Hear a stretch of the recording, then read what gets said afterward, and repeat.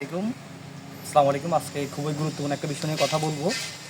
মিটারের যে বিলের ব্যাপারটা, যে আমরা যদি দেখি এখানে যে গত মাসের একটা বিল ছিল, 26 তারিখ লাস্ট ডেট ছিল, কিন্তু গ্রাহক এটা পরিশোধ করছে 23 তারিখে।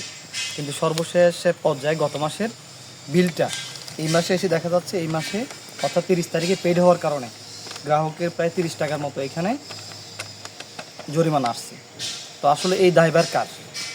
এই যে গ্রাহক টাকাটা দিল, নির্দিষ্ট সময় পেড করলো, পেড করার পরেও টাকাটা কিন্তু জমা হয় নাই। কেন জমা হয় নাই? তো এটা আসলে আমরা মানিকছড়ি বিদ্যুৎ অর্থাৎ প্রকৌশলীর কাছে জানতে চাইব। এবং গ্রাহকরা এই হয়রানি থেকে কখন মুক্তি পাবে? অর্থাৎ এই 30 টাকা আমাদের কাছে কম মনে হচ্ছে। আমি যদি দেখাই, এখানে 30 টাকা জরিমানা এখানে দেখা যাচ্ছে, আপনারা যদি একটু দেখেন। এখন আমার প্রশ্ন হচ্ছে, 30 টাকা করে এভাবে মানিকছড়িতে আমাদের প্রায় 2 থেকে 3 হাজার মানুষের যদি এইভাবে 30 টাকা করে যায়, কত টাকা থাকে? তাহলে আপনাদের এই ধরনের অনেকের সমস্যা হয়। তো আরেকটা বিষয় বলবো যে, আপনারা অনেকেই বিল দিয়ে দেখেন না। এই বিলটা দেওয়ার পরে আপনারা পরের মাসে বিলের কাগজে লক্ষ্য করবেন যে এখানে আপনাদের কোনো জরিমানা আসছে কিনা।